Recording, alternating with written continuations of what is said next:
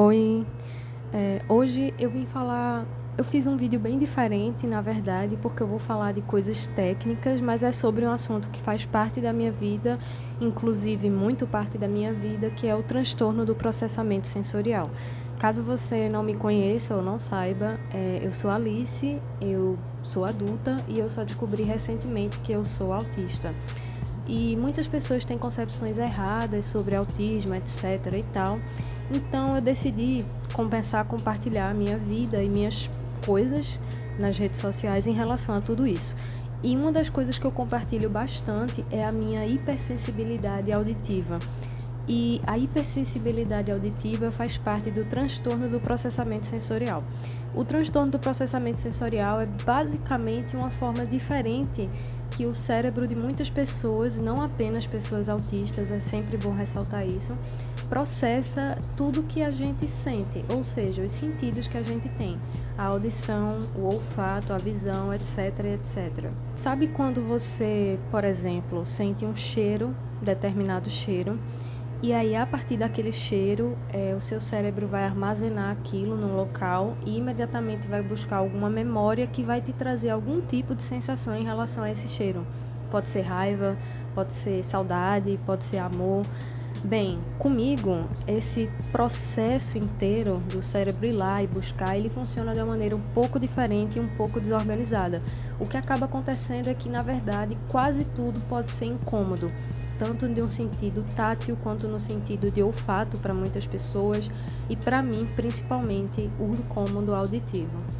Esse incômodo que eu sinto é algo que me acompanha desde a infância, na verdade, e inclusive é um fator muito interessante, porque mesmo com esse incômodo muito grande e várias outras coisas, né, é interessante como ninguém nunca percebeu que eu era autista.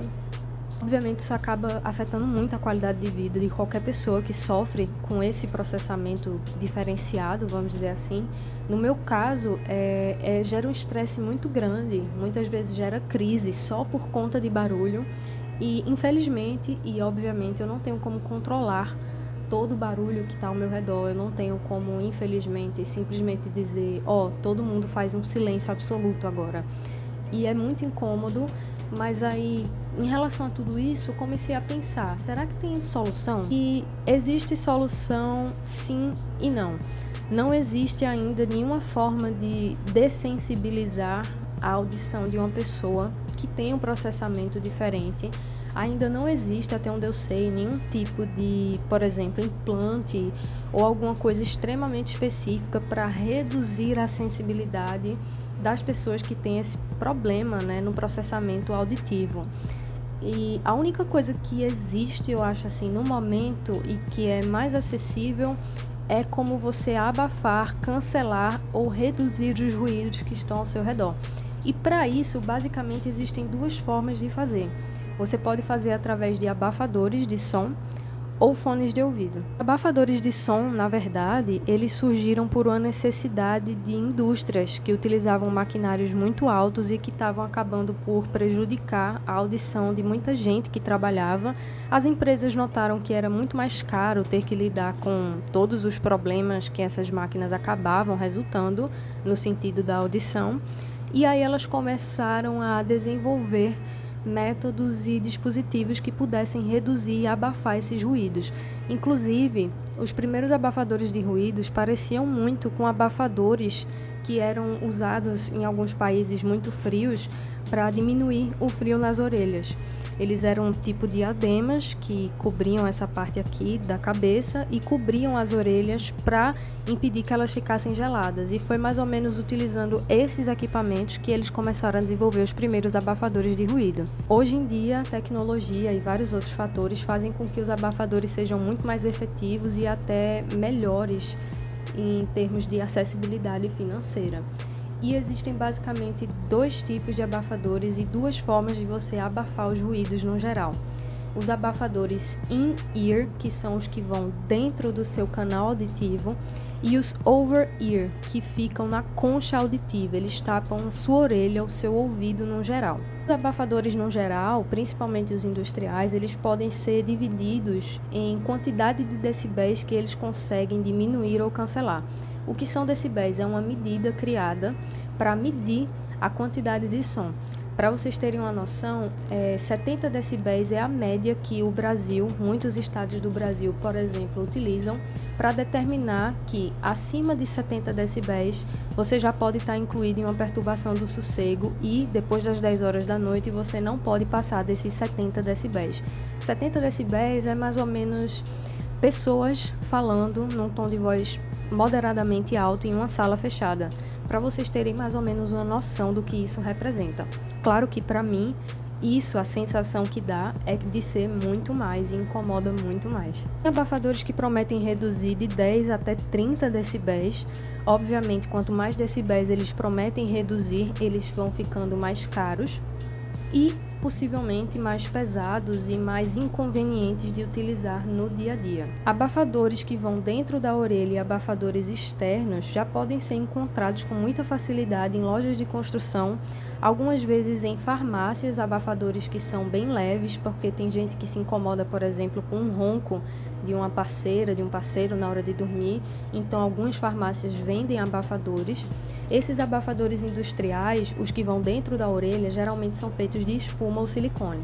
Eu vou mostrar um que eu tenho aqui, que é da 3M, e ele é totalmente de espuma. Ele é bem barato, isso me custou R$15, 3 pares, eu já estou no segundo par, porque como é espuma, é meio difícil de higienizar e ela se desgasta. E isso aqui é muito interessante, basicamente você vai amassar a ponta, rolar, inserir no canal auditivo, deixar por 5 segundos e ele vai moldar dentro da sua orelha para ficar bem encaixado ali. Existem abafadores industriais que são sobre a orelha, muitos desses inclusive são usados por clubes de tiro, porque existem armas que são muito altas e aí você precisa abafar para não ter prejuízos auditivos, e muitos são utilizados novamente em indústrias. Então, primeira dica é: busque sempre abafadores. A primeira coisa que você tem que fazer é buscar em lojas de material de construção, lojas de indústria ou na internet, nesses sites especializados nisso. Não vai adiantar muito você já começar gastando um dinheiro muito grande com os fones de ouvido que eu vou falar a seguir, porque muitas vezes talvez o seu incômodo não seja tão alto assim e um abafador já consiga resolver o seu problema. E aí, fone de ouvido, a história é um pouco diferente, mas parecida. Fones de ouvido a gente pode classificar da mesma forma que os abafadores e aparelhos auditivos no geral, que são in-ear, ou seja, dentro do canal auditivo, ou over-ear, que ficam aqui na concha. E basicamente eles têm cancelamentos de ruído diferentes. Tem o cancelamento ativo e o cancelamento passivo. O cancelamento passivo é um cancelamento basicamente igual aos do abafador de ruído. Na verdade, são fones de ouvido que você vai simplesmente, ao colocar, você vai ter uma redução dos ruídos por conta da física mesmo. É uma barreira que está ali sobre o seu ouvido e isso naturalmente vai reduzir os ruídos.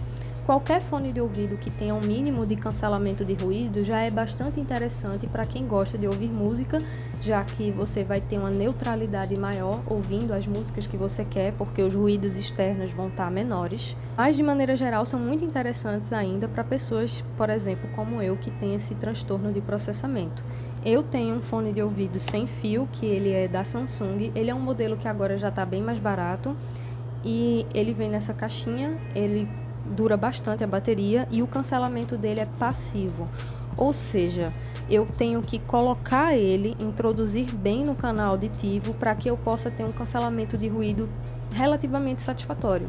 Ele é bem útil e bem legal para reduzir ruídos menores do dia a dia, como às vezes uma brisa de vento, sim, às vezes eu me incomodo com isso, como, dependendo do tamanho de decibéis, diálogos um pouco mais altos e ruídos de uma maneira geral do dia a dia. Mas ele não cancela totalmente, tá?